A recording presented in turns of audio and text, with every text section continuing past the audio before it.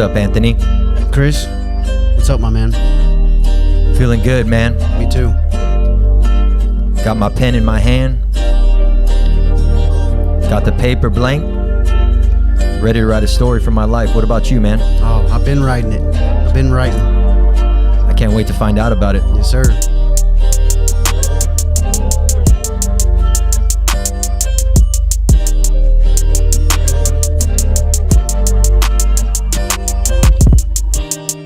Ladies and gentlemen, welcome to episode 40 of The Ultimate Pill.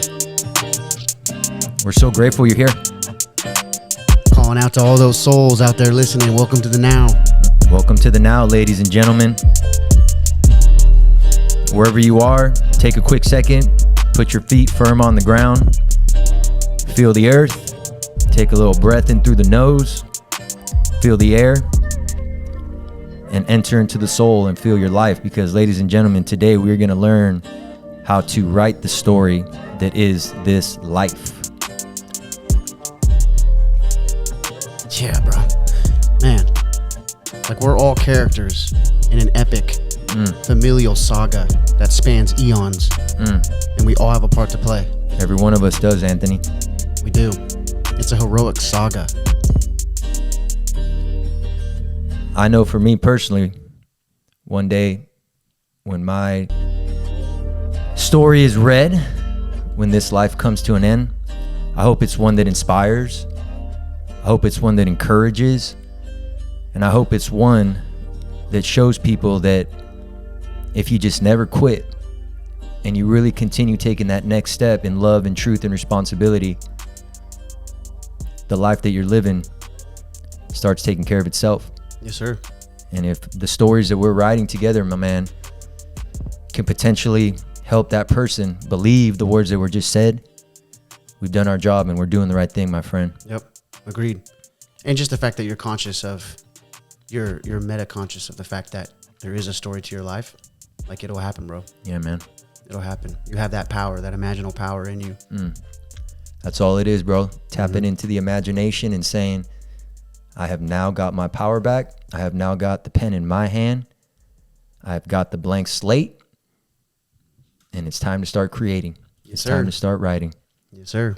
Exciting episode. We're live. We're live. We got video.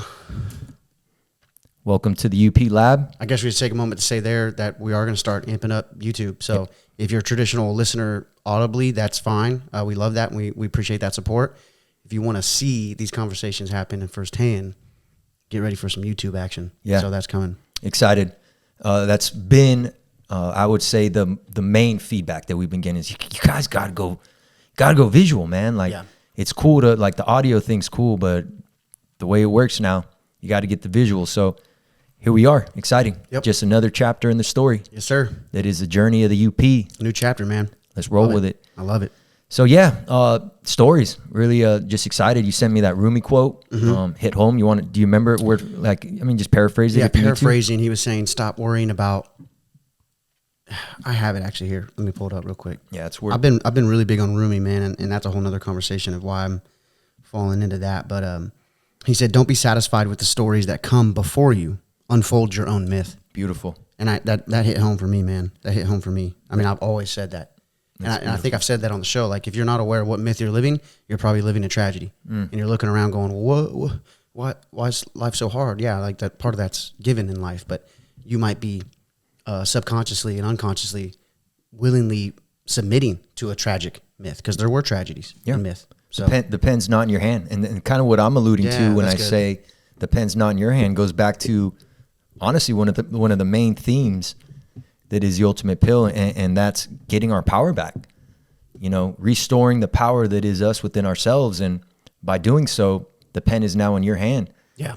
If you know the tragedy that you're referring to, that's something out there, someone, something, some place has the pen that is writing the story of my life in its hands. Yes. But when we talk about, man, get your power back, we say what we're going to do today is talk about how the metaphor of grabbing the pen and beginning to write your own story. Yeah. Well, I got someone that we could probably bring in on this. Who you thinking, man? My brother, bro. Frazier Johnson. He's a penman. He's a master penman. He is quite the scholar. He's very scholarly. He just defended his master thesis. Yeah. What he defended in? That boy explored how the mythic tale of Troy and the fall of Troy, this mythic city, pervades medieval literature, like spanning years, and how it's kind of like a symbol of Troy. So it's almost like the story of Troy is a symbol for how that entire epoch designed itself. Yes. Yeah. And it's kind of like one of those, I think it kind of became like a origin. Maybe we can talk to him about it. We can call him, ask him. Yeah. Dude, what an exciting way to kick off the YouTube, to kick off episode 40, a new decade of the show. Yeah. Yeah, let's get Frazier on the line. Let's do this, man. Perfect. Let's do it. Calling Frazier right now. Frazier Johnson. Let's do this.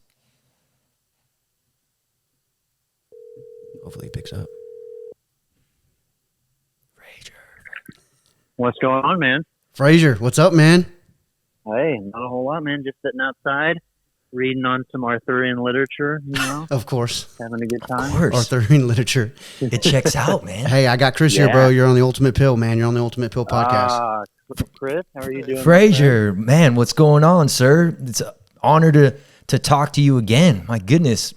Well, thank you. Thank you. I'm honored to be on y'all's podcast. This is going to be exciting. I'm happy to talk to y'all at length about some stuff that we've only been able to kind of talk to in short spurts. So, yeah, man, this is exciting. Well, we had to call you because this episode we kind of came into it talking about stories and the stories of our lives. I started it off with a Rumi quote that I sent you too. I don't know if you recall, but don't be satisfied with the stories that come before you. Unfold your own myth. And Love that. I think I've told Chris this before, but just for everybody listening, like when it comes to myth, ancient history, my brother is the one that I have been chasing my whole life. Like that, I told you the dream about Frazier that I had where he was chasing me and he was a dragon. Yeah. And I thought about it. I was like, that. I've been chasing Frazier though, as far as knowledge, as far as it goes with ancient history, myth making, the imaginal, all of it. So you're the dude we had to call, man.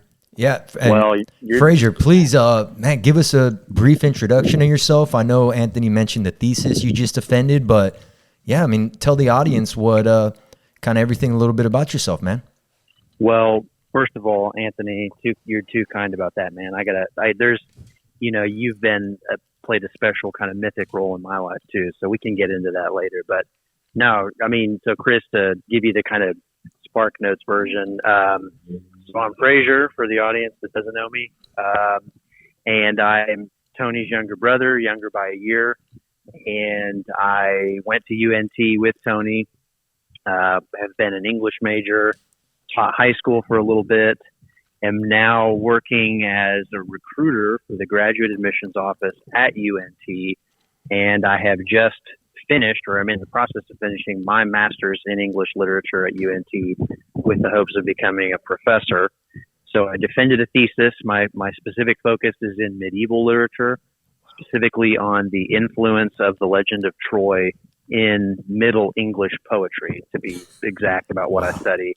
And then the Troy legend has influenced my creative writing as well. So in creative writing and my fiction, I write fantasy, and my world that I've created is kind of a version of the Atlantis legend. But really what it is, in my opinion, it's the first ever Homeric-inspired fantasy world. So most fantasy worlds are kind of pseudo-medieval England-ish. And so they're, like Game of Thrones or Lord of the Rings take place in this world that's very much like medieval England. Well, I went away from that and wanted to create a world that's kind of like Bronze Age, Homeric Greece or the Mediterranean. And so my fantasy kind of takes place within that sort of world. Wow. So yeah, that's me. So Tony and I have always been close. We've had a passion for mythic stories and legends and things. And we've been fortunate to have people in our lives who made that a big part of our upbringing. So in that sense, not to jump the gun too much on stuff we'll get into, but in that sense, I've always feel like Anthony and I have had the fortune and the privilege to live out, though nobody planned it, but we lived out Plato's Republic a little bit, where Plato, in his ideal republic that he sets up, is kind of admonishing the hypothetical leaders of this state to begin the education of children with myths and legends so that those stories can kind of frame how they shape their life. So that's related to that Rumi quote that you shared. So anyway, that's the Spark Notes version, and I'm sure we'll get into more stuff. But yeah, you're already getting it popping, man. You're getting ideas. Oh, that's beautiful. And what's so cool, real quick, what Frazier was talking about the power of metaphor and the cognitive science behind that. Like they actually say that the insula, the part of the mind that really gravitates towards being influenced to perform a certain behavior, is more easily activated through metaphor. Wow, that's okay. So that's interesting because Frazier knows this, but I've recently been on an author named Owen Barfield. He was an Inkling, so he ran with C.S. Lewis and Tolkien, and I just reread his book Saving the Appearances, and that's one thing he's really heavy on. Those guys were really good at studying languages, and he flat out was like, our language has become so literal, and like things that were metaphoric have become kind of like adages, like that old adage, like it's almost like cliches now. Like he was like, cliches are like the former metaphors that used to be symbolic of something. Right. I can't think of any specifics right now, but what he was saying was that was a reflection of our psyches, that as we've progressed into modernity, we become so literalist, we become so physicalist and materialist that we can't see a world of metaphor. And that was important to him because metaphoric language was a reflection of metaphoric participation with reality. Yes. Like it was all participatory. So there's to comment on that, Anthony, I know Barfield uses this example in poetic diction, where he talks about, and Tolkien used this too when he was kind of trying to convert C.S. Lewis. He talks about the example of like our word for wind, and in the Hebrew tradition that's ruach, and that word can mean both wind and breath and spirit within us, right? Like the Newman. And so in ancient times, so as you go further back, they will keep the single word, and that single word, we'll just use like ruach, for example, or whatever the word might have been. That word will have this myriad of meanings. Yes. It can mean wind or breath or spirit. Then as society has progressed and as we have tried to rationalize everything and deconstruct everything, we actually take the mystery out of the word and the metaphoric value. True. And we break it all up into these different parts. So then we have these separate words. So it's all fractured.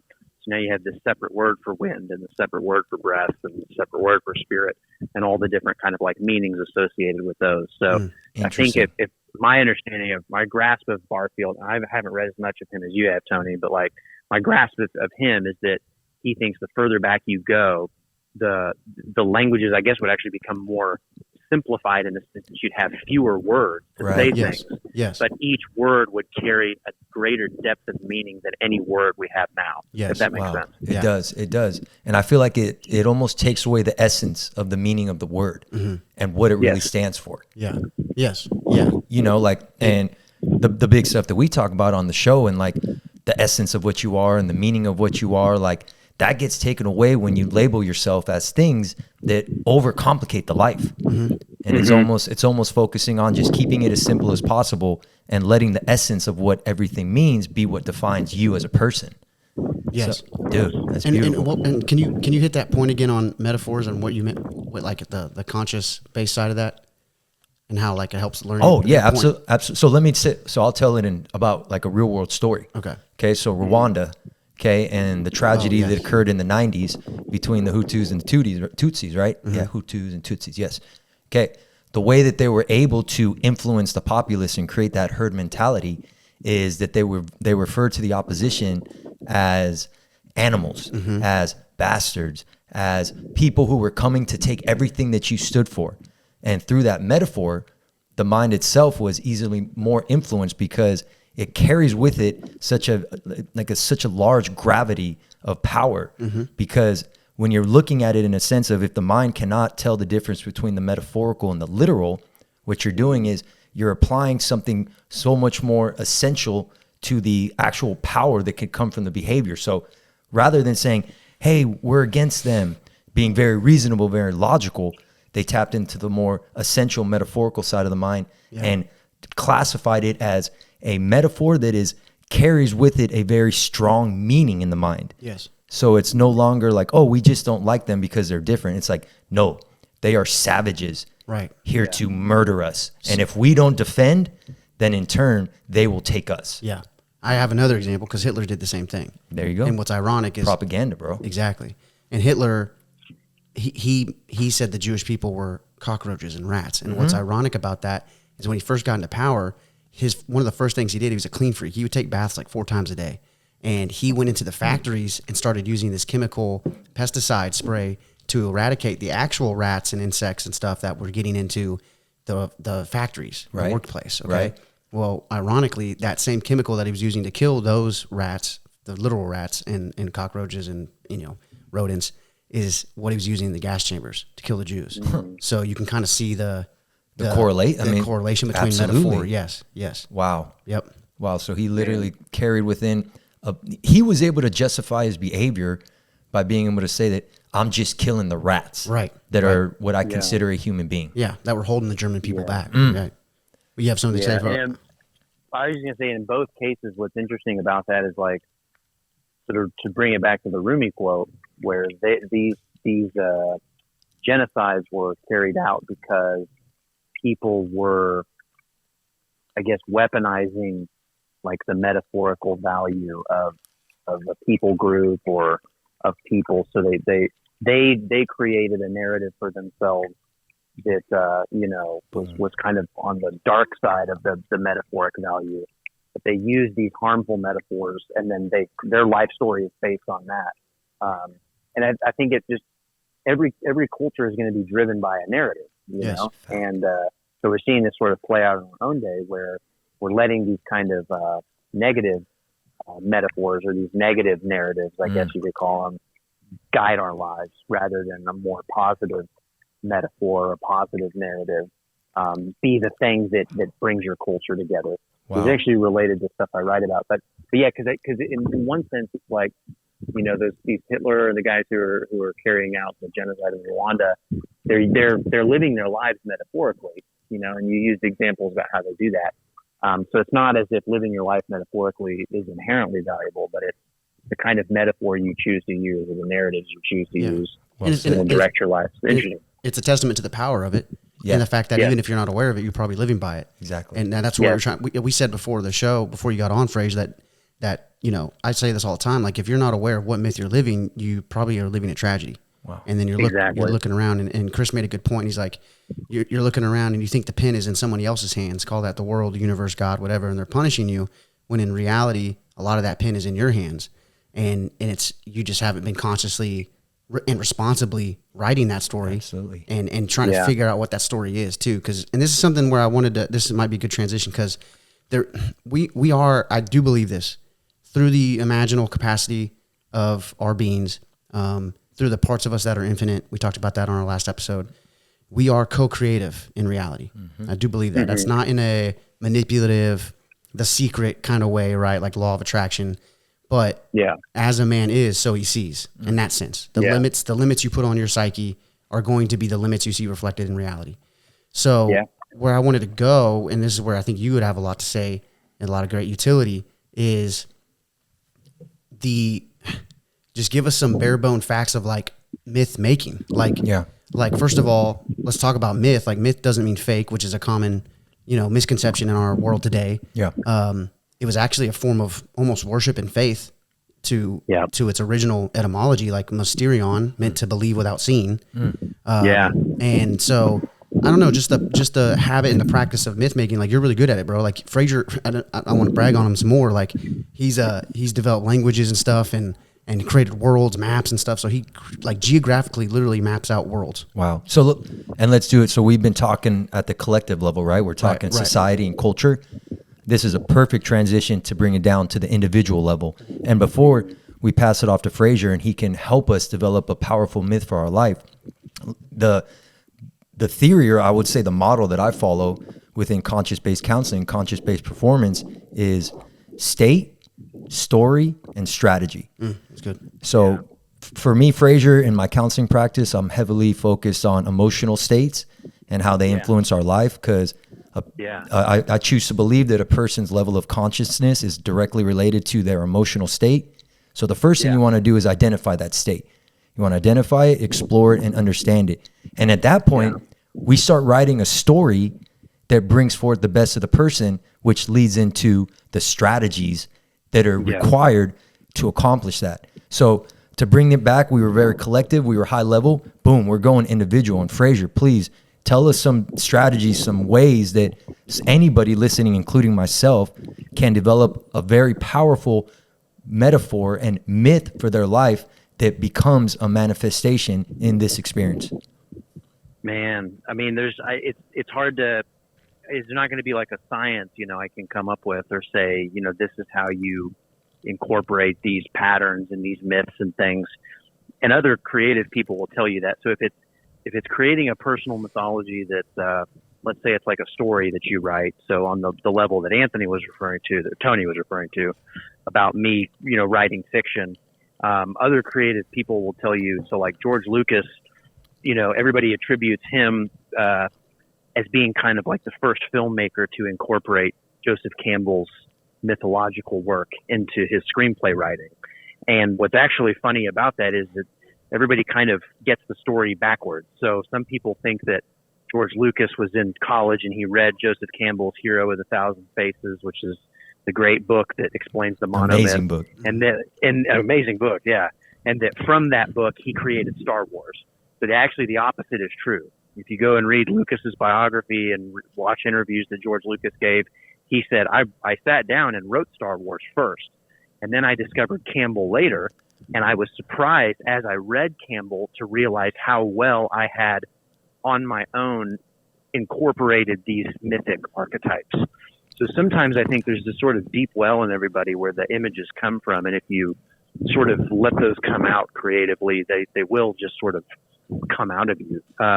And I'm always impressed. So like my wife, Nicole, she's a singer and she writes poetry and stuff. And a lot of that poetry is not out yet. And I'm trying to get her to put some of that out as a book. And she wants to do that too. So I'm encouraging her to do that. But it's crazy how, she's into this kind of stuff, but she doesn't read it as widely as I do. And I'll read some of her poems and it's like she incorporates all the rhythms of the myths, into her poetry and chooses these metaphors that just like speak volumes. The other thing I was going to say, Chris, to kind of bring it back to what you were saying, I actually had a therapist help me with this too. So there's a counselor I've been seeing, and I was talking to him, and it goes back to what we were talking about with choosing your metaphor, where I was facing this kind of choice that's coming up, and I basically told my counselor, I was like, I feel like I have to choose which suffering I'm more comfortable with. And so he was kind of poking against that, and saying, okay, what do you mean by that? Why are you calling it suffering, X, Y, and Z? And eventually we came to the conclusion that there was another metaphor I could have used to describe it that actually put a different spin and a different, it changed the story. And the metaphor we chose was, let's say that this venture that we call life that I've been living, let's say that this venture was like a voyage out at sea. And I've tried some things. I've tried to push beyond the furthest limits that I've gone before, and explored new countries of the psyche. And it's not worked out maybe how I thought it was. And I need to go back to my home country and restock the ship, scrape the barnacle off the hull, get some new supplies, rest up, and then set out again on a new adventure. So what this therapist kind of helped me come up with was a new metaphor to describe my situation. It was like a new story. And so it was, hey, let's not talk about the suffering, but let's look at this as this venture you were on has had some successes along the way, but ultimately it's not working right now, and you've got to go back and kind of re-provision. And so there's just things like that where there's sort of what we were talking about at the beginning, where there are good metaphors and there are bad metaphors that you can use to guide your life. And those have a lot of power. That's incredible. How the stories are created, Tony will probably tell you too. Sometimes there's just stuff that comes out of you. Some of the stuff sticks with you from childhood. Tony's the same way too, where there's just these images that you get when you're a kid that kind of stick with you, or maybe it's from a dream or something that kind of burn in the imagination and you're not quite sure what to do with them. But I think I pull a lot from dreams too. And Tony, I think, tries to do the same. But I think you have to be open to that. Some people don't put a lot of stock in the things you see in dreams, and it's funny too. You talk to some people who don't dream at all. I've met some people who say they can never remember their dreams at all. It's funny enough, those people tend to not be very mythic thinkers to begin with. So I'm not trying to paint with a broad stroke. Yeah. Right, so right. I don't know. I it's just kind of vague and sort of dancing around the answer, I think, a little bit, but those are some things I noticed. And just to capitalize off what Frazier's saying, and more so, ladies and gentlemen, the metaphor that he's referring to is the story of your life. Mm-hmm. And you saw how Frazier wrote a different story using metaphor that inspired him to continue this journey that he's on. But I've got to share with you guys my most recent dream that nailed me. It was cool. So, and it was one of those guys where I woke up and I went back into it. And those are my favorite. Those are my favorite. But in this dream, I was responsible for caring for a child. And in the dream, I knew that this child was not my own.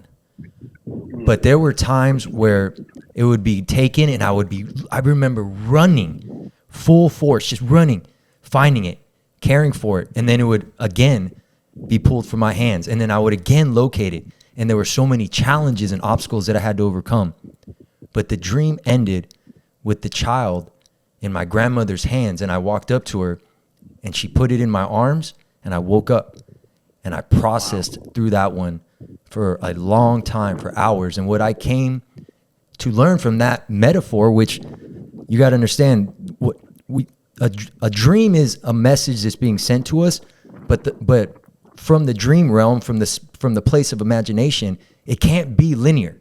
It cannot explain it to you in a very logical way. It has to provide metaphor, symbolism, because it's coming from the non-linear. Right. It's coming from something beyond form. Mm-hmm. So the way it tries to provide you with the meaning of this message is through story or metaphor, which is what we're talking about today. And the sentence that I was able to pull from that is protect the potential of life with unconditional love.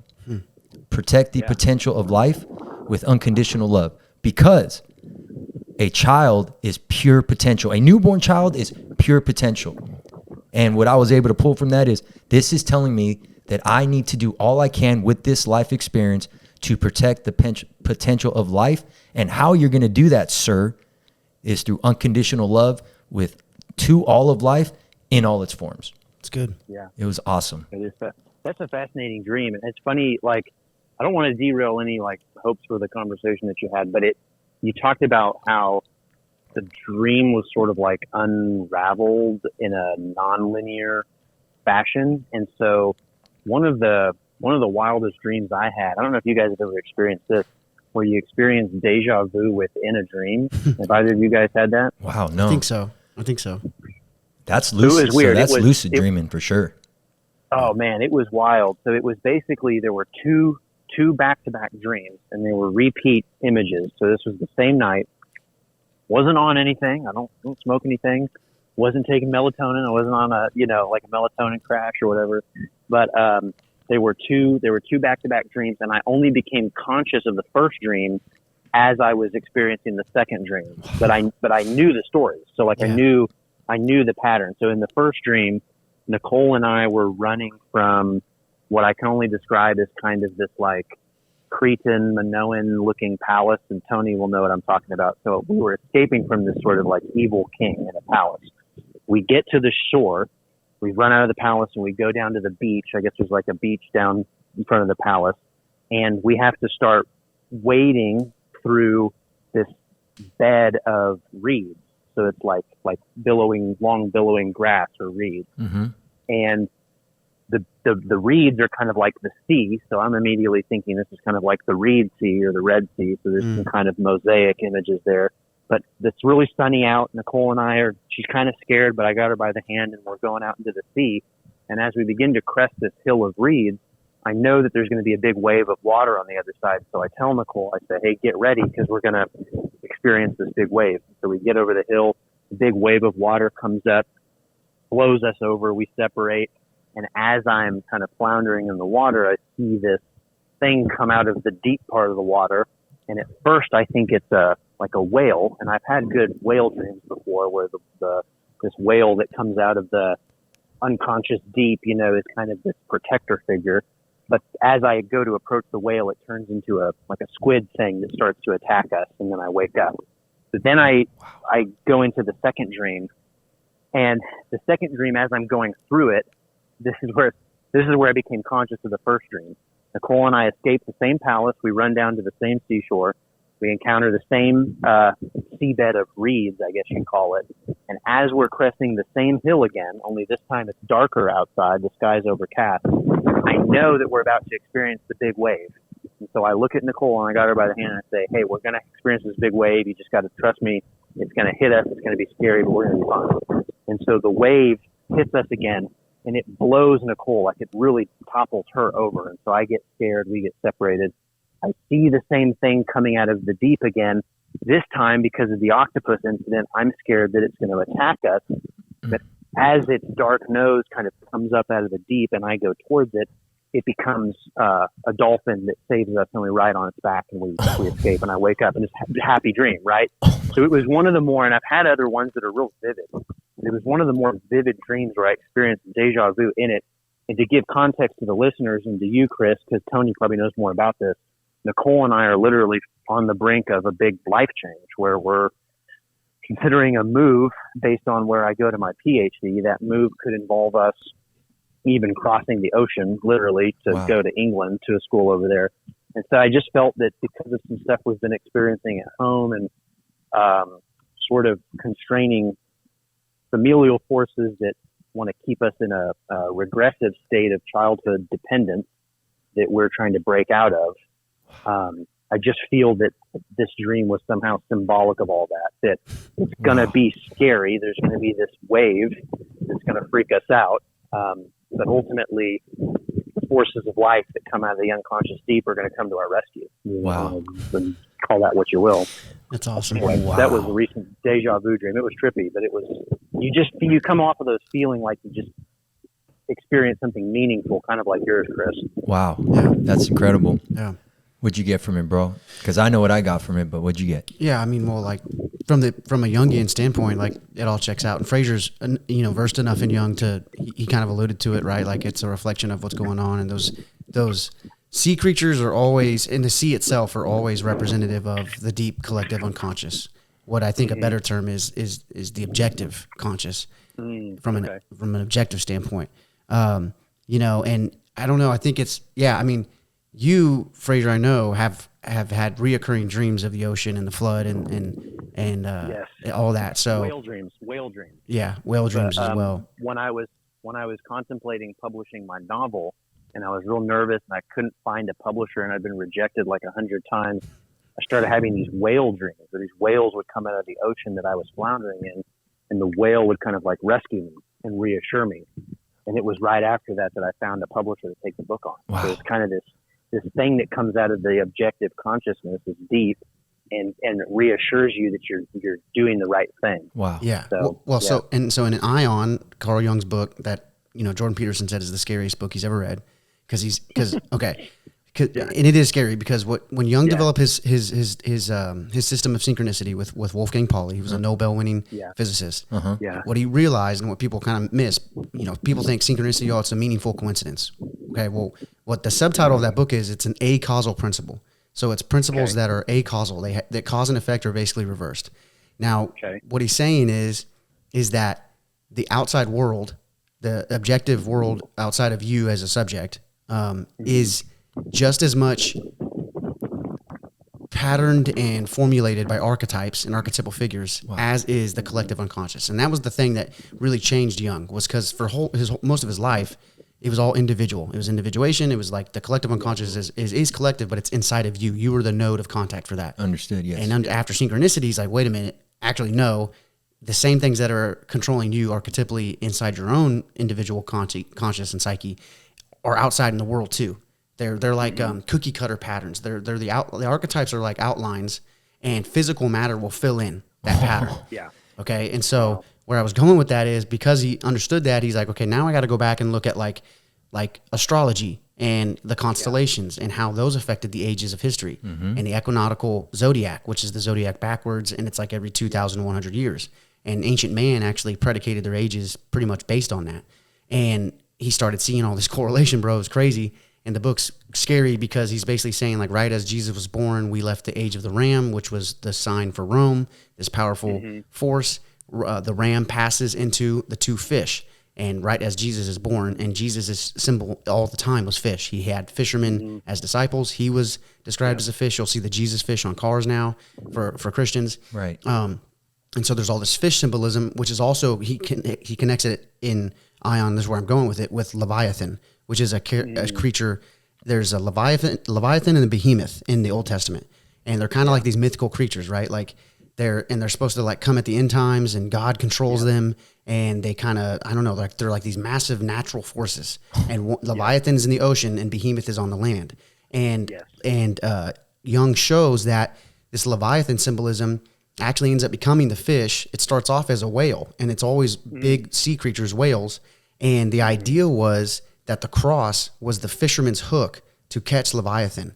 And that Leviathan ended up becoming Jesus. The cross was the fisherman's hook that caught Jesus. So I don't know how. And it's related to Jonah too, because Jesus said, and Jonah and the whale. The only sign I'll give you is the Jonah sign principle. Of Jonah. You know, right? Yeah. Wait, what did he say? Jesus, that Jesus patterns his life on Jonah when he's talking to the Pharisees, and I forget which chapter it is in the Gospels, but he says the only sign I'll show you is the sign of Jonah. This generation's always asking me for a sign that the Son of Man must be in the tomb for 3 days as Jonah was in the belly of the whale. That's it. So bro. So no, he's even, Christ himself is even drawing on that imagery. So fascinating. What your dream, like we went from your dream in the whale symbology and Leviathan symbology to Jung, who's seeing it more on a religious, collective level. And all of this is to say, like these mythic symbols, the world of metaphor, the imaginal world, like it's quite real. It's literal. Yeah, absolutely. And it's collective and subjective. It's individual and it's out there in the world. That's beautiful. That's beautiful. Ladies and gentlemen, this is episode 40 of the UP, and we are talking today about how to write the story of your life. And we have been touching on metaphor. We have been touching on the collective. We have been touching on what all this means. And ultimately, what I loved most about everything that just got brought in was a causal principle that you described, because that is everything that we stand for on the UP. When you understand that you yourself and what you are is the effect that creates the reality that you are living your life. Well, ladies and gentlemen, when you understand that you are the effect, you have now got the pen back in your hand. Yeah. And you are now writing your own story, because that shifts it from everything out there being responsible to how you experience everything in here. Yeah. No. It's how you're experiencing in here, subjective inner experience, that determines the way and the meaning and the significance of what you experience out there. So all these incredible dreams we just talked about, all these incredible stories and metaphors from history. Can you imagine if we all just took the opportunity to say, what type of metaphor do I want to live my life with? What type of story do I want to be written with what I'm experiencing? Yeah. Because at that point, man, you have now been given your power. Yes. You are now personally responsible for the way that your life is being causally experienced by you being the effect of it. Welcome to the now and welcome to consciousness. Yep.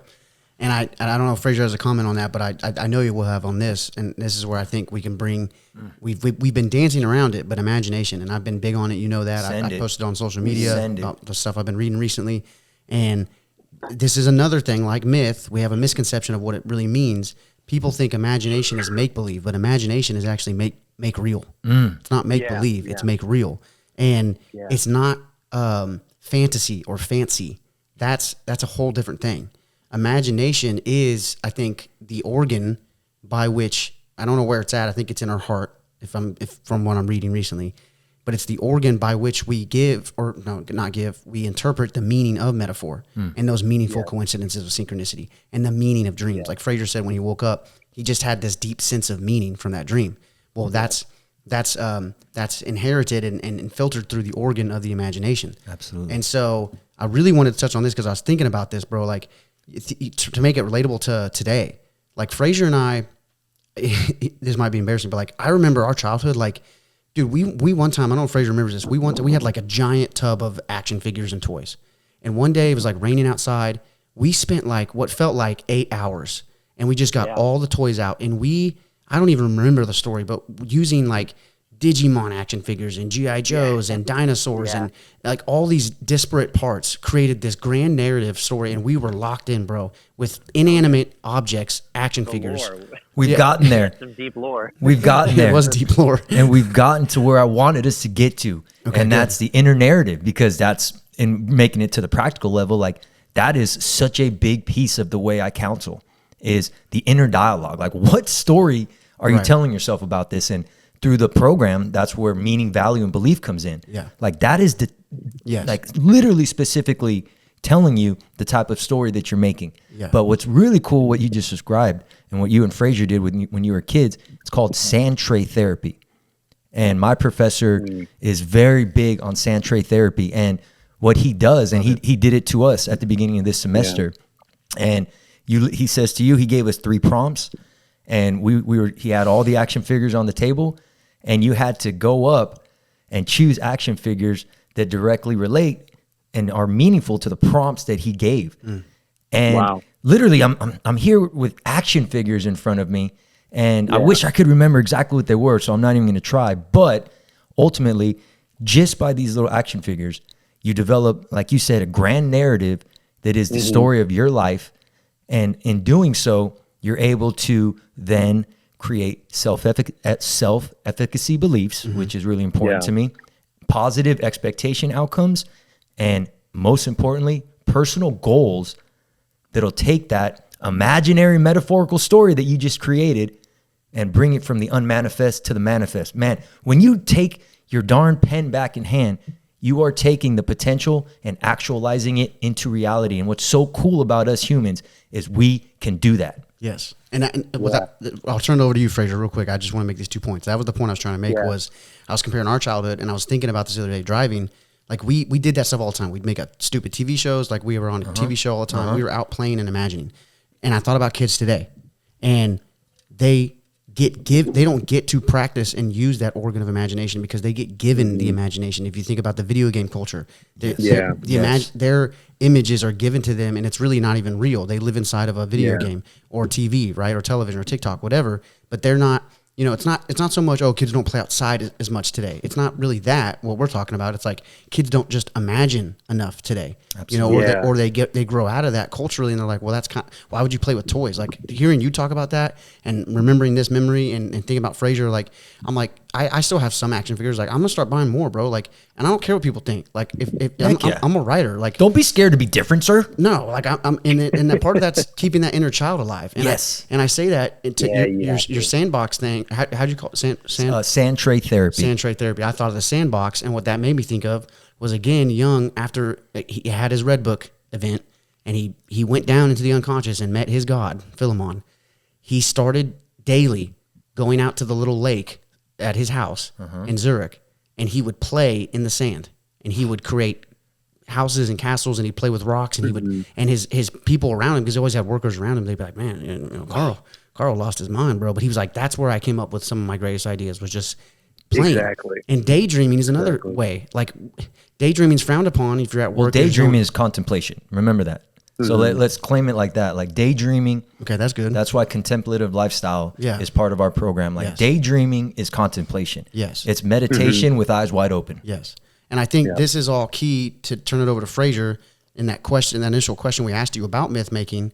I think we have to, like our bodies in physical fitness, work out and get reps at imagining.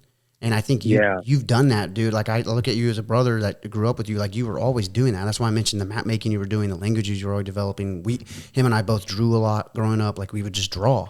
And so anyway, we said a lot. I want to turn it over to you, Frazier. We'll turn it to him, but the mind is quiet when you allow the imagination to come through. And that's why it's so good for mental health too. That's true. That's true. Because you quiet the thoughts. The mind, yeah. And when the mind is quiet, everything that Frazier is describing is able to eat through. Like Rumi said, the light comes through the crack in the rock. And when we crack the rock big enough, the imagination, the light, what we truly are, the source, is able to work its way through and channel through us. Yes. Yeah. It made me think. So I feel like it isn't so much that kids today that they're not given opportunities to imagine by having these images through video games and technology given to them. It's that the technology, I feel like, has no limits on it for some kids. And so these kids aren't given the time and the space to contemplate and to use the imagination. And I say that because though Tony's experience may be a little bit different, me, myself, where all this kind of imaginative stuff came from was I almost feel like it was sort of latent within us. And then we were blessed with the opportunity to have that latent imaginative sense, I guess, awoken by external phenomena. And so for me, what it was the Lord of the Rings movies. And so yes, same. Tony and I were fortunate enough to grow up with, grandparents and parents, especially our mom, and but really our grandparents who loved Lord of the Rings.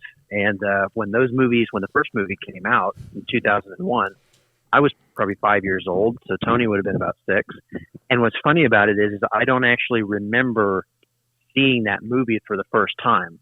So not only is Lord of the Rings as a series kind of one of my favorite movies, but it's a living example of a myth according to what C.S. Lewis says. And C.S. Lewis says, a myth is a story you can't ever remember hearing for the first time. You've just sort of always known it. And I think that's so true.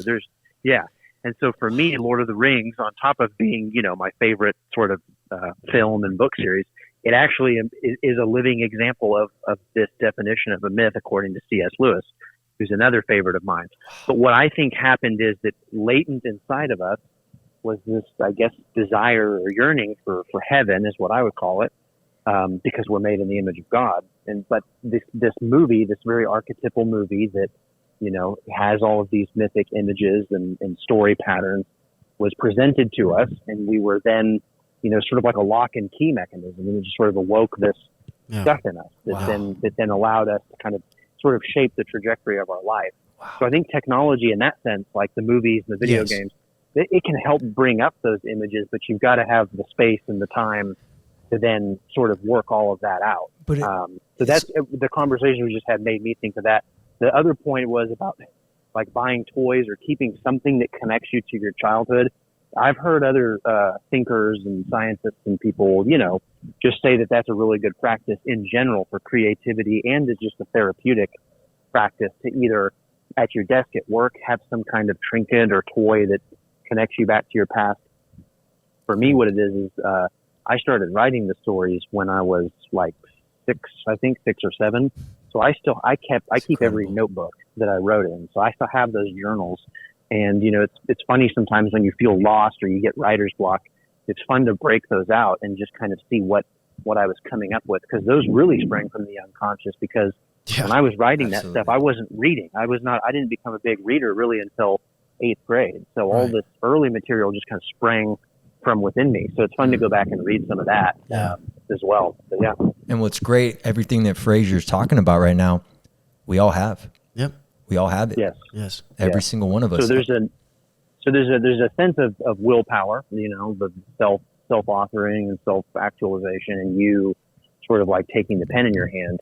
But sometimes you've got to put yourself in situations to be moved by the stimuli, Mm-hmm. And I think that's what's so important as somebody who is creative. That should encourage you to then create good, beautiful things that will be the stimuli that awake other people's imagination, and that's why you put your stuff out, not because you think you'll get famous or, make a bunch of money, though that'd be nice, but you put it out because it's going to awaken, perhaps your story is the thing that's going to awaken that imaginative quality in someone else. That's so awesome, because think about what we talked about before Frazier got on. And we were literally talking about how we hope that the stories that we write can encourage, inspire, and motivate others to write heroic stories of their own. Right. So it's archetypal, y'all. It's within us. Like literally, Frazier just said something that he had no idea that we said, but he said it. Yep. Yeah. That's incredible. It's Oh, go ahead. Oh, go ahead. No, you go. No, you go ahead. You do. You go. No, you. No, you. I was just going to say. I love it. Like literally, Young would look at Frazier, for example, someone who does write stories, or even me, who like with my films. And because when we do that creative work, making a narrative, we're tapping into the collective unconscious, but also the imaginal world, which I think is a literal world. He would look at those characters and the events and say, that's a reflection of you. Like that, there's a piece of you in that. Yes, you tap into the collective archetypes, and but again, they're just patterns of outlines that are formed through matter in your psyche. And so, like, you could literally, I almost feel like if I was a therapist, like I would say, hey, your homework is to go write I don't care if it's 1 page or 5 pages, but I want you to go write a myth. Yes. And make it as wild as you want. Yes. But then we're going to come back and look at it and be like, okay, look at this female character that you wrote. How is this a reflection of your relationship with females in your life? Exactly right. How is this a reflection of how you see females? Look at this hero you wrote. How is this a reflection of how you view yourself? Look at this king character, the king. How is this a reflection of your father? Like, that's incredible. All of those. Go ahead. No, dude, you brought something up to me that I had to share too that was really powerful. So sometimes your art is going to imitate your life, which is what you're talking about. But then I've experienced recently where the art can actually be prophetic sometimes, and life will come to represent the art. And how this came about is about 5 or 6 years ago, I wrote a fairy tale for Nicole to give to her on her birthday. So I mentioned that Nicole's a singer. And so in the fairy tale, essentially the fairy tale was about this girl who had this magical singing voice, this princess. And the singing voice could heal things and make things grow. But there was this sort of evil sorceress figure. And I'm not going to get too much in the symbolism of that, but Tony will track with me. But there was this evil sorceress figure that took away the princess's power of singing, and the princess lost her voice. And so the fairy tale was about the princess going on this quest to gain her voice back and how she won it back.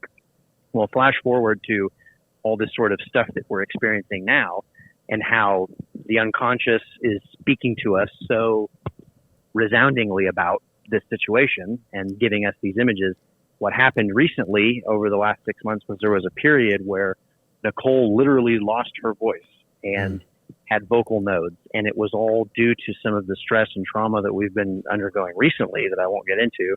But there was a lot of some seriously traumatic and heavy things we've been experiencing, and it led to her losing her voice, literally. And I can't get into too much of the symbolism because I don't want to start calling people out or anything. But basically, we started to see the patterns of life reflect the art.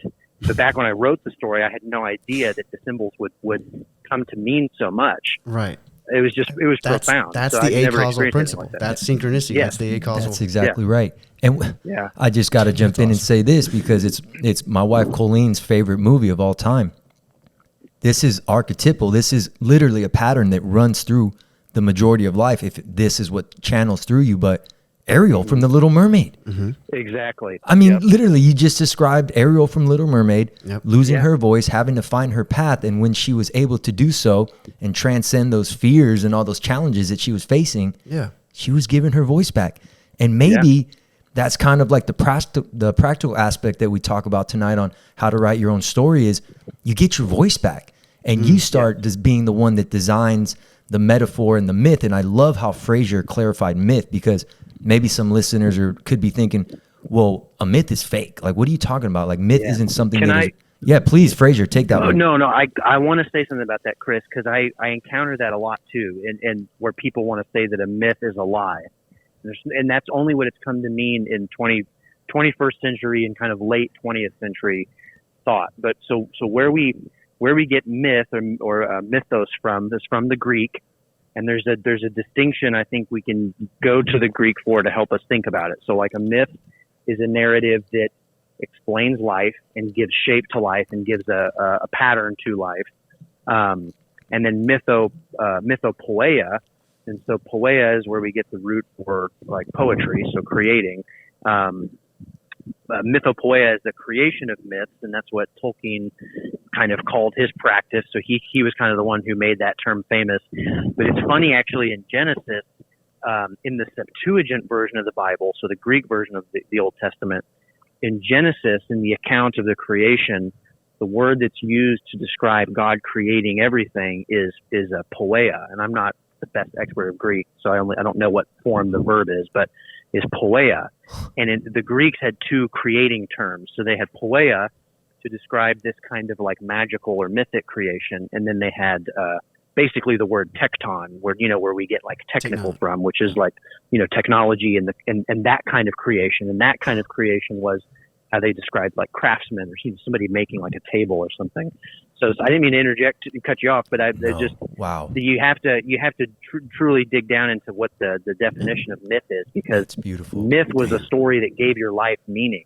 Yes. It wasn't a lie. It was they were lies breathed through silver. That's another C.S. Lewis or Tolkien quote, I think. That's good. So yeah, sorry to interject. And what you're saying, that was perfect. Thank you. That's a great clarification of what it literally means to create with the word. Like God used the word to create, the word logos, and it was a poetic creation, the poetic word that he made reality, not a materialistic, physicalistic word. Yes. And I just wanted to say too, with myth, I think was it Plato, Frazier? You probably know. You'd be able to check me on this, check me on this. But was it Plato that said that myth is the likely story, or how did he frame it? I can't remember if it was Plato that said that, but that sounds actually more like something Oscar Wilde would say. I don't have the quote in front of me, but Oscar Wilde was this guy I started to encounter in grad school that I'd never read, that sort of changed my life almost.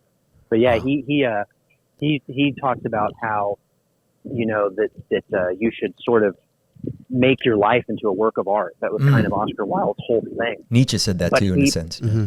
Yeah, but Wilde, to ruffle feathers and to be a sensationalist, he called that practice lying. He called it lying, and so he always confused everybody, because he went around saying, he had he talked about lying in a very positive light, but when you read his work, what he means is this practice of making your life a work of art. Wow. And he believes that the story that is, how reality should be the best story, even if it never really happened. It's sort of like you should try to live your life the way things should be, not how they really are. So it's interesting. It's the likely story. It reminds me of Wilde. Yeah, that's good. Yeah, I don't know if it was Plato, but I know for sure somebody said that the myth, it may not have been historically factual, but it's the likely story, and it means that's the more meaningful story. And this is something that they got in the East. Like, I've been reading Vedantism and Hinduism and Buddhism a lot recently, and that's why they're so much more accepting. Like when Christ comes onto the scene, Christianity starts taking off. They're like, oh, like Christians coming over there and they're like, oh, that's cool. Like, yeah, like this Christ dude, like he could be an avatar of Vishnu. That's cool. But the Christians are like, well, but he's historically lived. Yours didn't historically live, and there was a misunderstanding there, because in the East they're like, well, it doesn't matter if he, if Vishnu was a historical person or not. Right. They'd be like, hey, that's just a mythic figure. It's like, okay.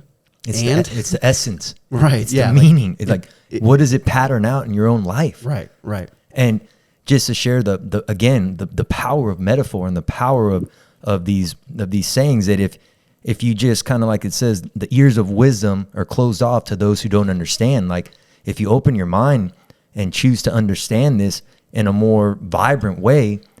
When I first got out of the service, Colleen got me this Tolkien quote, and it has been by my bed, and I see it every day I wake up. And it was, not all who wander are lost. Mm-hmm. Oh, yeah, that's a good one. And every day I look at that and I say, yes, you've been through a lot of things in your life. Yes, you have a lot of challenges to overcome. But just because you were wandering, you are not lost, sir. Yep. You have been found now. Yeah. So get out there and make something of this experience. Hey, Chris, I got a question for you. Yes, sir. Sorry. I was going to say, so you brought up your military service. So I had a question. So I had heard a quote. I can't remember who said it, but it was on this discussion that I think C-SPAN had a long time ago that they put on YouTube about the Odyssey. Okay. That somebody on that thing said, every young man going into the service should read Homer's Iliad to sort of prepare themselves for warfare and combat. And then every veteran or every person returning from war or leaving the service should have to read Homer's Odyssey to prepare themselves for the Nostoi, the homecoming. And so I was just curious if you'd ever read those, because I wonder if you would as somebody who was in the military, would find something particularly life informing in Homer, since Homer is kind of like the bedrock of Western culture. But he writes about this great war, the Trojan War, which forms all of my research, and then this guy Odysseus who has to come home from war and the struggles he faces with that. So had you ever read those? So I have not read. I listened a little bit, but I know the concepts of each. And I will say maybe, and the original book, the first one is, give me The Iliad. The Iliad. Okay, so the Iliad is potentially preparing them for the dynamic external action that they're going to have to accomplish, the sacrifice that they're going to have to overcome in order to be of service to something bigger than self, right? Yes. And I would say the emotional. And the emotional, call it what you will, pain Right. that you're going to experience at points when you are going against another human being to defend something that is meaningful in your story that you're writing for your life. Like when people are at war, like if we could even go back to what Plato says, that everyone is doing what they think is right. The only difference is some may not know what the true definition of right is, paraphrase. So you're going against someone who has a different narrative than you. So that's maybe the external challenges that you face when you're out there dynamically action, everything engaged in the external world. But once that's all done, you need to be able to make sense of it.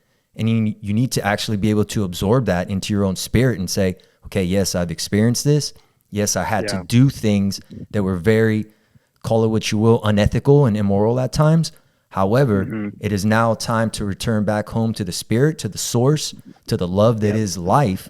And in doing so, everything that I've overcame has helped me become who I am, what I am. Yeah. And what a great idea for anyone who's faced trauma. Like, we equated that to military service, but think about someone who has experienced some severe trauma in their own lives. Like, they're out there facing reality.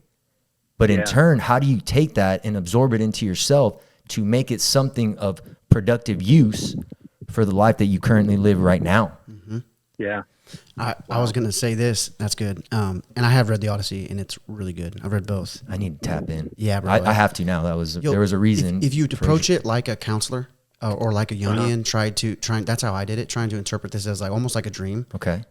For me, at least, and I know you, like, you'll be like, whoa, like just see the depth of it. Okay. Of the events. And it's just, like, it's so poetic. Go ahead, Frazier.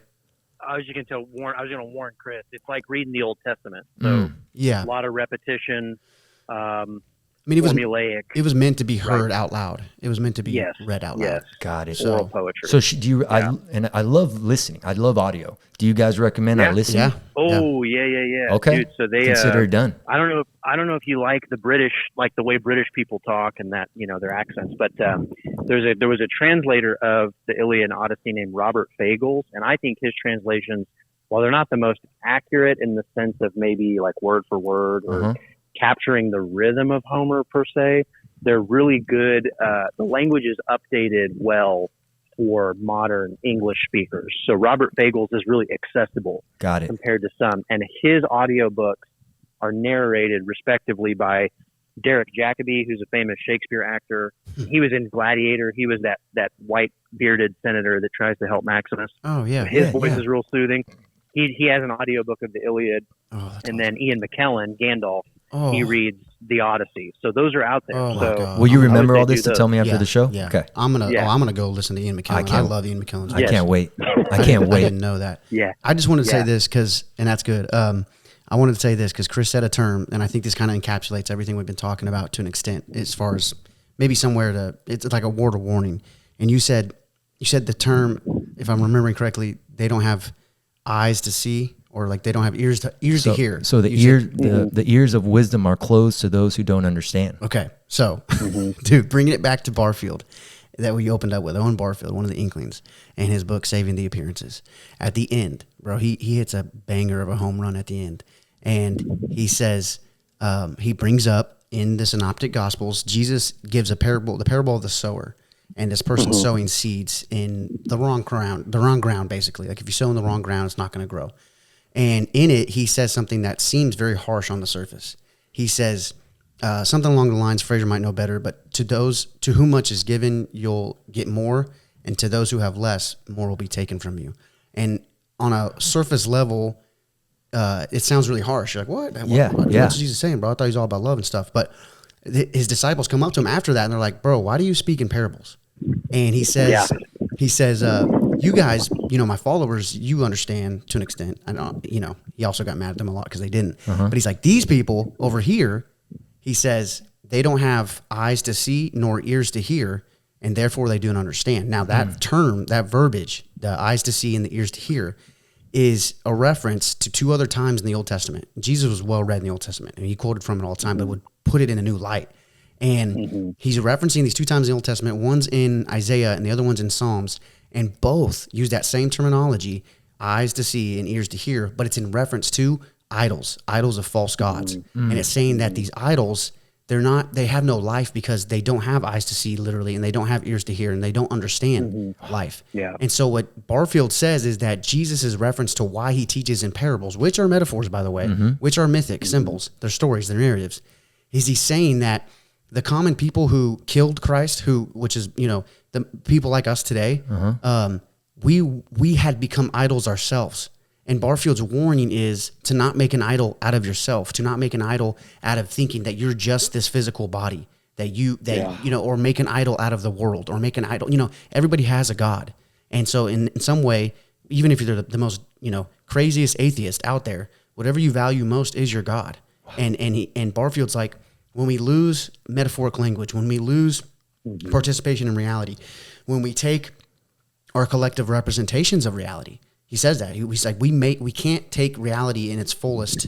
We can't perceive it. So we make collective representations. But the problem is when we make those collective representations literal, and they lose their representation and they lose their participation through metaphoric language, then they become idols. And so we make an idol out of the world, thinking it's just this, or we make an idol out of just this physical body, like we talked about in the last episode of the podcast. So yeah, bro, like you said that term and it just knocked me off. And it's like, this is the reason why metaphoric language, which we started off talking about, myth making, figuring out what narrative you're living by, practicing and using the organ of imagination.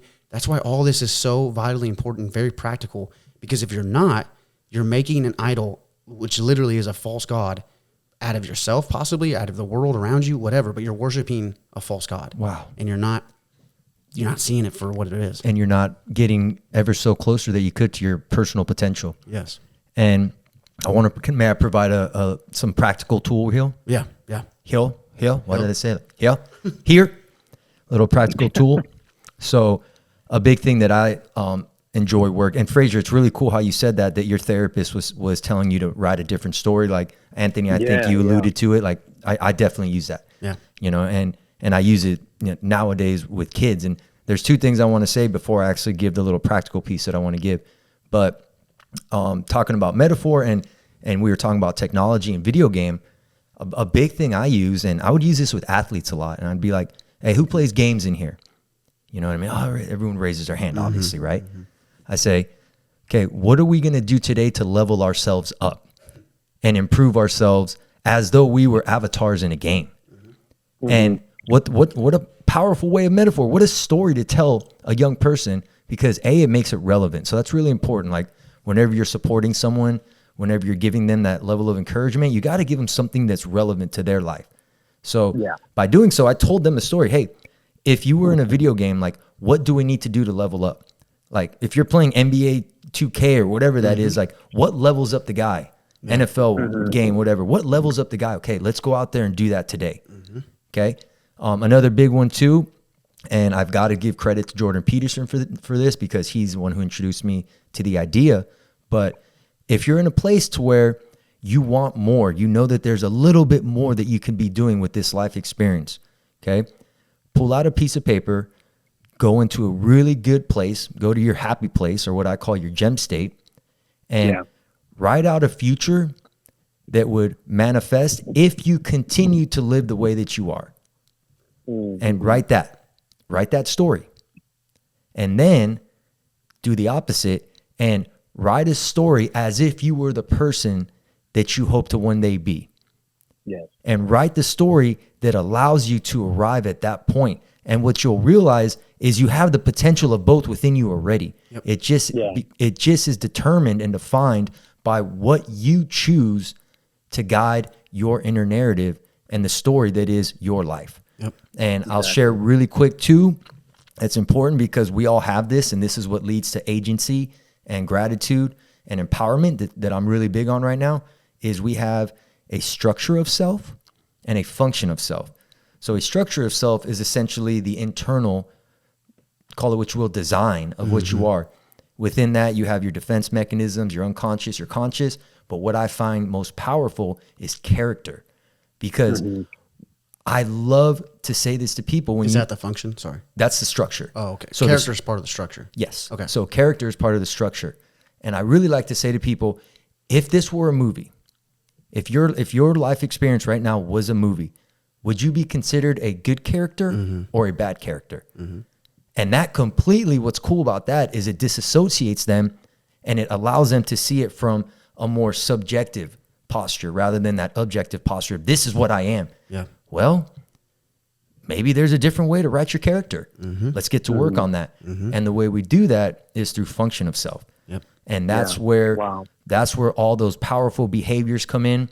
You start identifying your defense mechanisms in action, and you start really bringing forth everything that you're structured by, your inner narrative, and you bring it forth into reality. Yeah, that's good. So just a little bit of, practical advice for the audience. Like, think about it. Like, what's your structure of self? Like, what are you defined by? What is your character?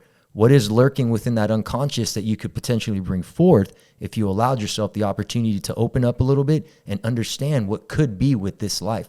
And then once you identify that, then you function it through the self and bring it forth. Yep. It's good. Wow. Man. I like that, Chris. I like the asking people if they're a good character or a bad character. I've never heard that. Yeah. So, man, that's profound.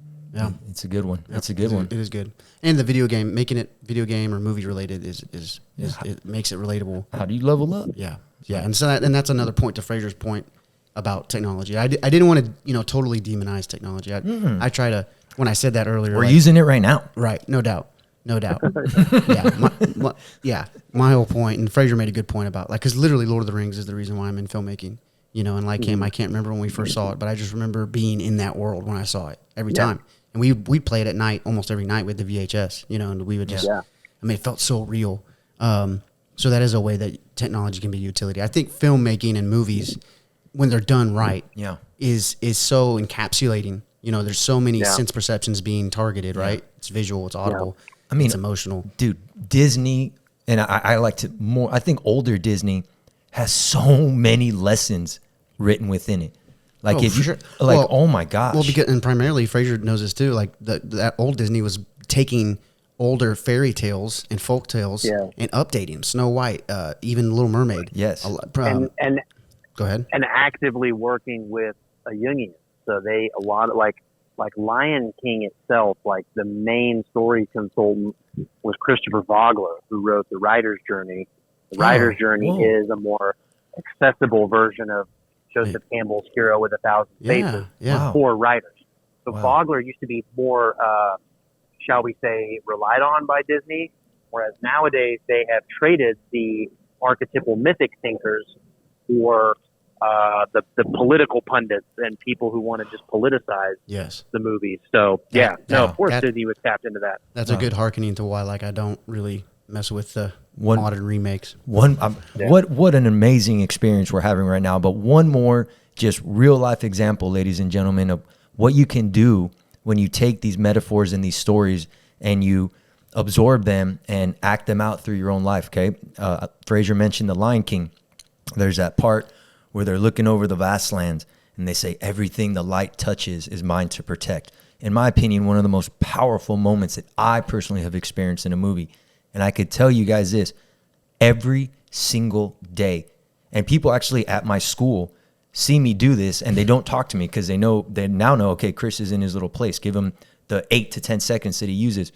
But at my school, you walk through and you're looking over and the sun's rising over that balcony, right? And then you go down the stairs.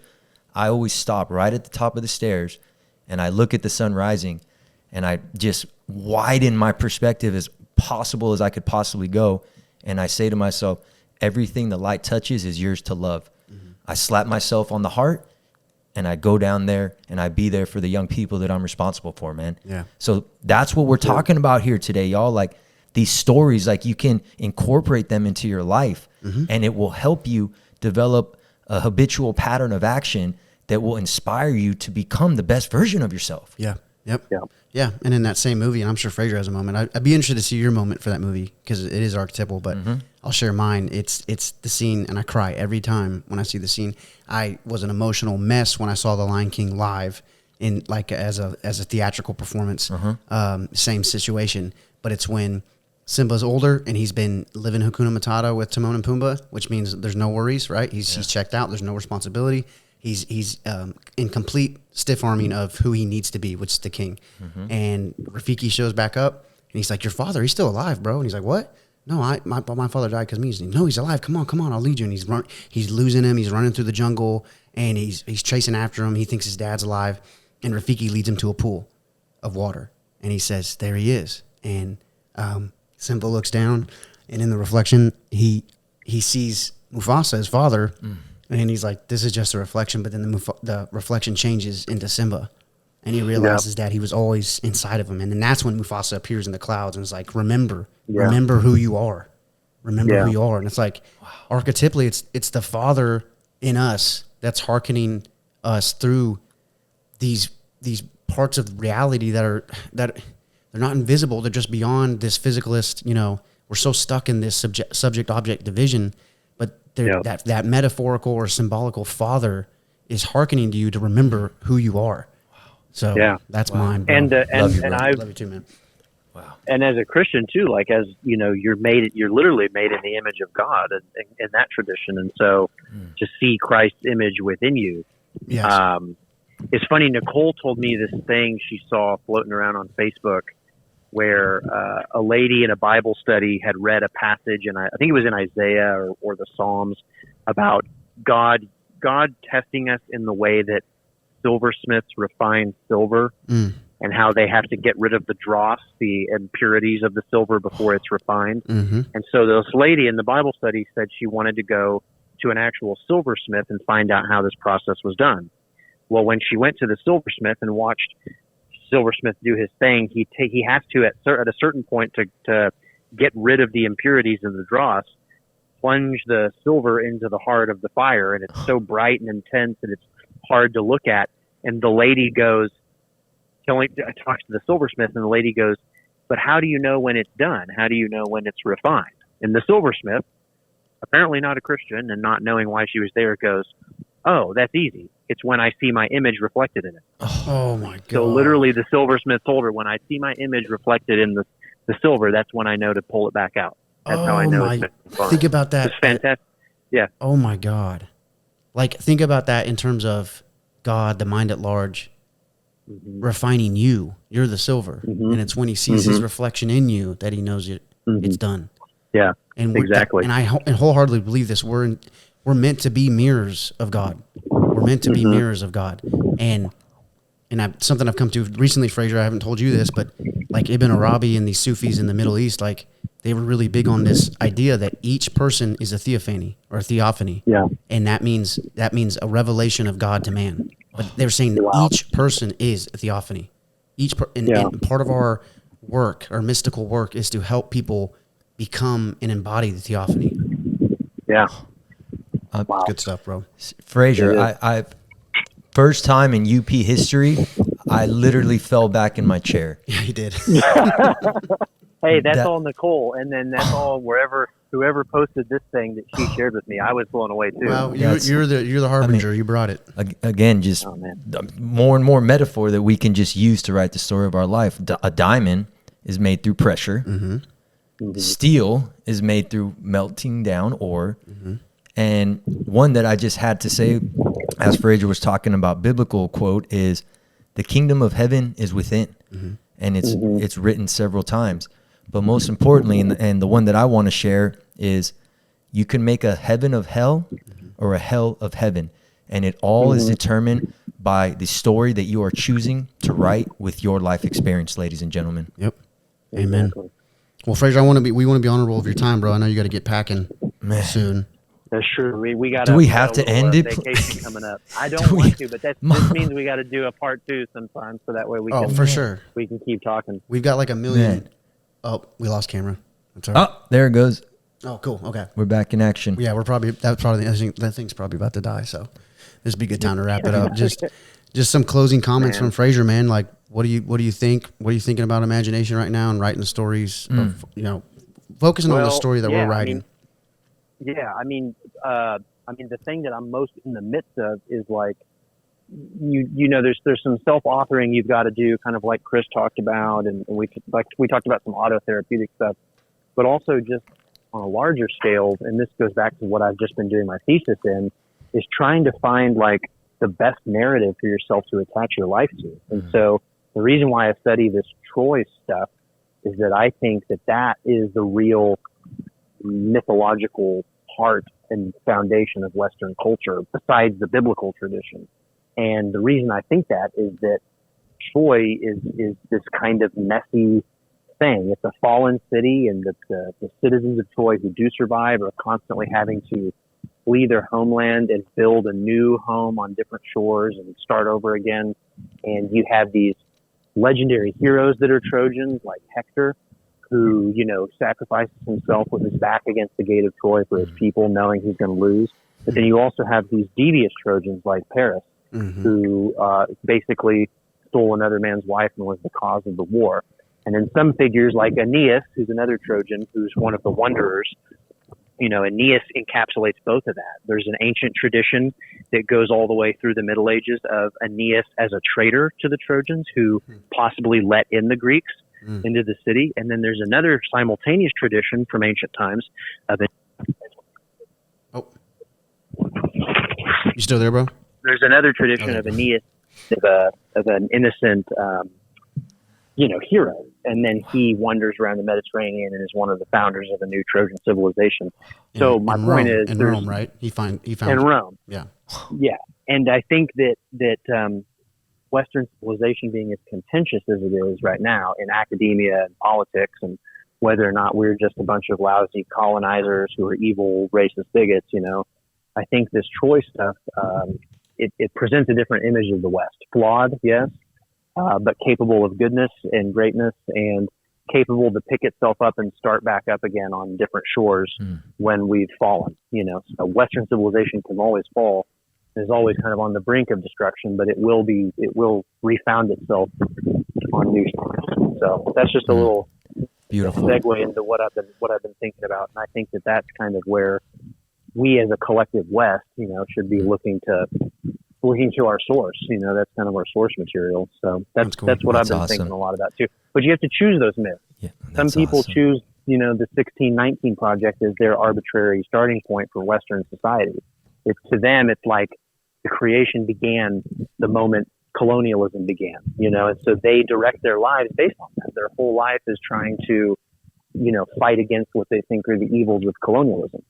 And then you have some people who are too nationalistic on the far right, who think that Western civilization begins in 1776 and nothing else mattered before then. And it's just like, no, you got to go. It's all about the you got to go further back, and you got to choose a different story. Yeah, right. So, and that's my last thing right there. And if you are a member of the UP family, you are the one you are gonna save civilization. You are gonna be the one that goes up with us. Up. Ultimate pill, baby. Yes, sir. Frazier, what an honor. Thank you. No, the honor's all mine. What an absolute honor. I love being on here.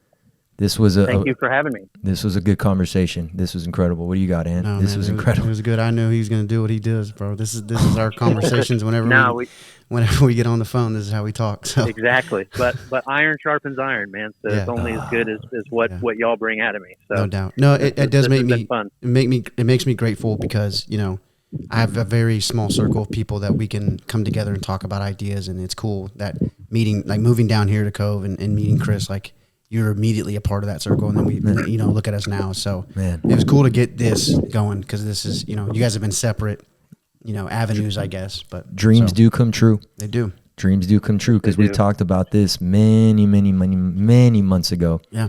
Yeah. And we just experienced together. Yep. For sure. Wow, man. Well, I'm glad to be a part of it. This is exciting. So, no, thank y'all for having me. This was a lot of fun. We Thank got to you. do a sequel now. Oh, Yep. facts. Stand by. Yep. Stand by. Yep. Frazier Part 2. Sequel coming. We appreciate you, man. You guys travel safe. All right, take care, Frazier. Thanks, y'all. Love you guys. Love you Love too, you. bro. Love you too. All right. Bye. Bye-bye. Wow. Speechless, bro. It's good stuff. I mean, I don't know what else we could say about the importance of figuring out what story you're living by. we just talked for an hour and a half about the importance of having a narrative that inspires you to get out there and experience life in the best way possible. Yeah. I mean, I think it's okay to just close this one out. Yeah. You know, and ending it with Frazier, like there's not much more that can be said about the importance of just get your pen back, y'all. Get your power back. That was really the point of the show, and we talked a lot about high level things, but don't forget the small practical tools that we gave today on how to do that. And I love how Frazier shared that he's in therapy. Mm-hmm. Like someone as intelligent and successful as him is willing to get that outside perspective of how he can bring forth the best of self. And if that's you, if you're struggling with things, like I haven't said this in quite a while, but it's okay to ask for help. Okay. It's okay. It's okay. It should be celebrated. It's the most It should be courageous thing you can do, celebrated, bro. man. Yeah. Screw those stigmas. I was just writing today about, the different stigmas that are attached to mental health. One is public, one is personal, and then one is, it goes public stigma, personal stigma, and then institutional stigma, like depending on where you are. So, hey, detach from those stigmas and don't let anyone tell you that you're weak. Mm-hmm. If you get out there and ask for help, that's the most courageous thing you can do. And if you need help writing the story of your life, continue with the UP. Yep. Amen. Yeah. Let us know. But go get help if you want it. I mean, and if you need it, just listen to the show again. Yeah. I can't wait to hear it, man. For sure. Me neither. Love you, bro. Love you too, man. Appreciate everybody sticking with it. Hopefully you got something out of it. Let us know what questions you have underneath this in the poll. We'll answer your questions live. So let us know. Come on, we're a family. And check us out on YouTube now. Yep, check it out. What are we gonna call it? Just Ultimate Pill? Yeah, I'm gonna try and get that. Cool. Yeah. Good deal. Yeah. Check out the Ultimate Pill on YouTube, y'all. Love y'all so much. Thank you for hanging out. Yep. See y'all.